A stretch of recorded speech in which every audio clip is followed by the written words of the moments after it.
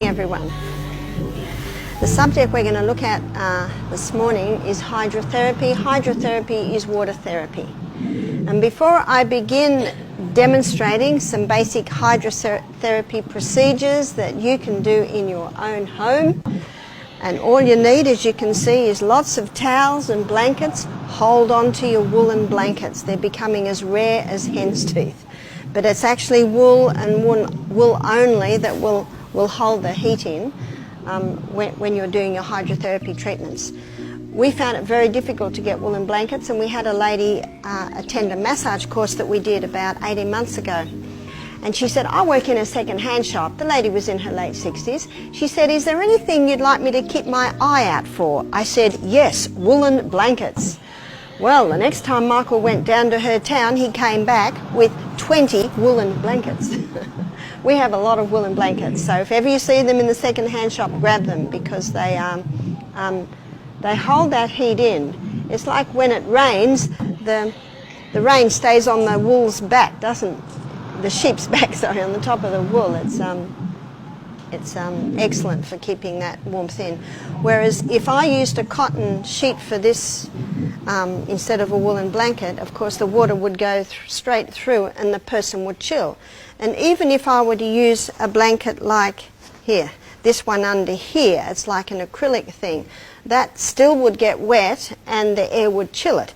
But it makes a nice little base for underneath. But it is wool and wool only that can be used for these treatments. So before we begin demonstrating, I'd like to go through some basic guidelines onto why hot and cold treatments do what they do. I've touched on it last night and I touched on it a little bit yesterday, but I want to show you basically what cold does. So first of all, we'll look at hot though.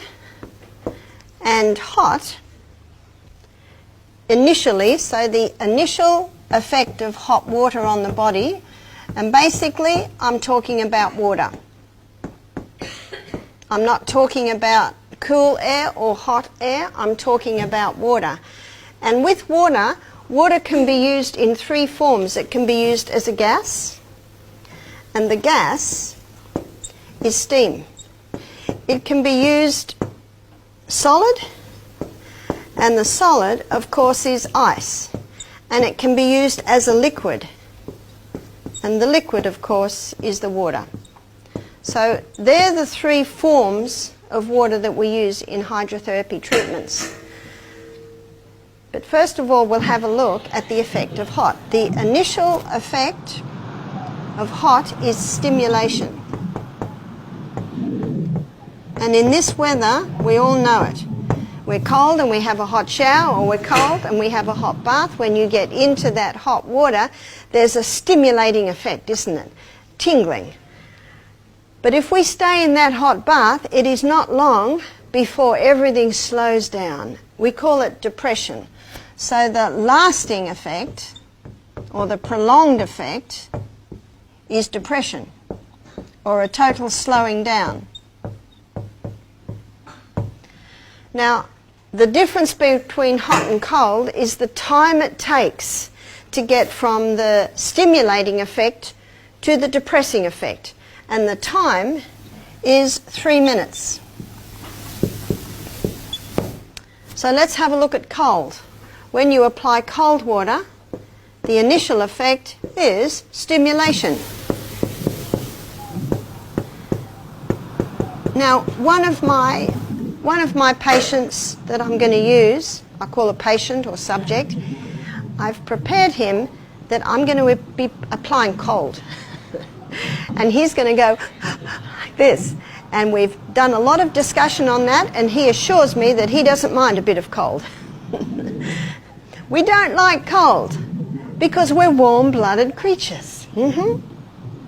So the initial effect of cold is stimulation. That's why we go, that's why it's, that will really wake you up, won't it? But the lasting effect of cold is also depression. And that's where people can die of hypothermia. being in cold for a long, long time, everything just slows down and all body systems stop. But the difference is, with cold, it only takes 30 seconds. It only takes 30 seconds to get from stimulation to depression. So when we do the hot and cold treatments, and last night I explained the little boy with the swollen finger, and we had two cups, and it was hot for 3 minutes, cold for 30 seconds, and we did that 3 times. Now the reason you only do it 3 times is because it has a dramatic effect to move blood in a mighty way. And what happens is the body gets exhausted after three times. So you're better to do 3 times every 2 hours rather than 6 times every 6 hours. Can you see that? Why would you do it every 2 hours? Well, if someone's in pain and it's bringing them a lot of relief, that's what you would do. That's in a crisis, you might do it. You might do it like that. And so, as we've already discussed in our previous lectures, you can do hands, you can do elbows, you can do feet, you can sit in it. And traditionally, those are called sitz baths. It's German for sit. Why would you use sitz baths? Sitz baths have a powerful effect on things like constipation, on things like irritable bowel, on things like kidney problems, on things like hemorrhoids, on things like incontinence, urinary incontinence, prolapse.